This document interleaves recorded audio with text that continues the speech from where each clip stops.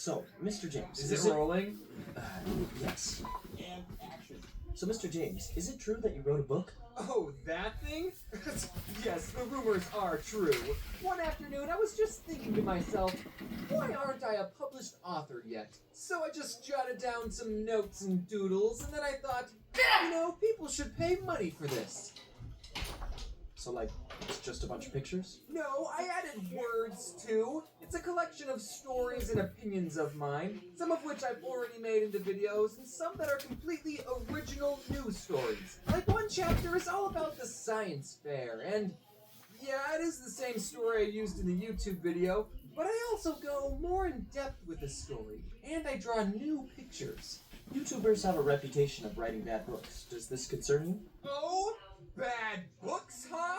I'll have you know that my book was the #1 best-selling book in literature, criticism, and theory. Do I know what that means?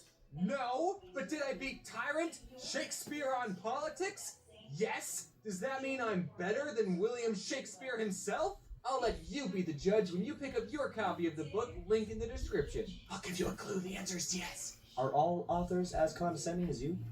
Do you even know what that word means? James, is there anything special that happens to people who order at VidCon? Yeah, the people who pre-order at VidCon get a signed copy. Well, what about people who aren't going to VidCon? Sucks to be them. Cut. Come on. Haha, that was a good joke. So I actually am going to be selling signed copies. I'll be signing the first 1,000 copies to people who pre-order the book on my website. Check the link in the description. Also, speaking of my site, I've revamped the whole thing and got a bunch of new merchandise. Check it out if you have some free time. Christmas is right around the corner, guys. There's also non-signed copies available if you just want to pre-order it regularly, or you can wait until August when the book comes out and buy it at Barnes & Noble or your local bookstore. And depending on how well these signed copies sell, I'll release more. We'll see. If you're interested, then I'll update everything on Twitter, so follow me on Twitter to be updated. Anyway, authors sure can be stuck up sometimes. Like this one time when this pretty well-established author was coming to my town and was doing a signing. I say well-established, but I'm sure if I said his name, you guys wouldn't actually know who he is. Anyway, at his signing, he gave an hour-long talk, and he said he wasn't going to do a Q&A segment because he said he'd been an author for so long that he felt that he already answered every question ever.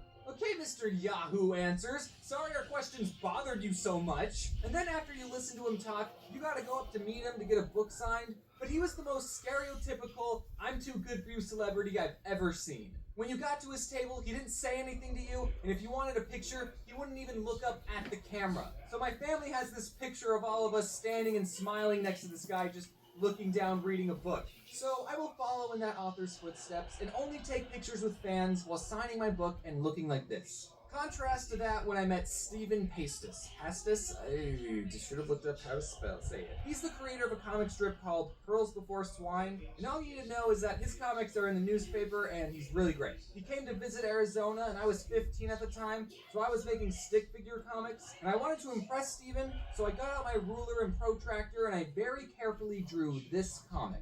How was your run? Well, let's just say Justin is all pooped out. What happened?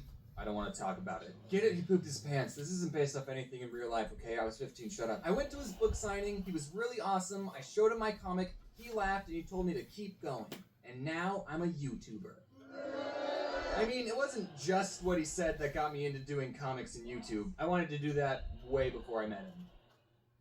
Anyway, he was nice. Ironically enough, I was never a fan of reading, and I think a big part of it was that teachers forced you to read books you didn't want to read. So if this book becomes the next Romeo and Juliet or Grapes of Wrath, and teachers make their students write book reports on this book, then I'll make it easy for all of you. In the description of this video, I will create an already completed book report for this book. Now, I know what some of you are thinking. James, won't the teachers know if all the book reports are the same?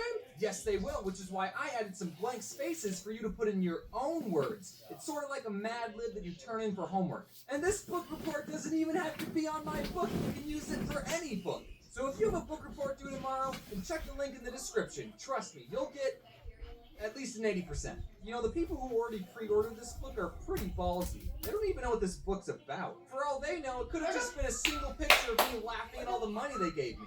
But it's not that. I promise. That's just the inside sleep. And that's the end of the video, everyone. I'll see you at VidCon. Hey there, Frederick. What you doing? Oh, hello, brother of mine. Why, I'm just studying for a math test tomorrow. That's pretty neat, Frederick. Braxton, brother, shouldn't you also be studying for the test?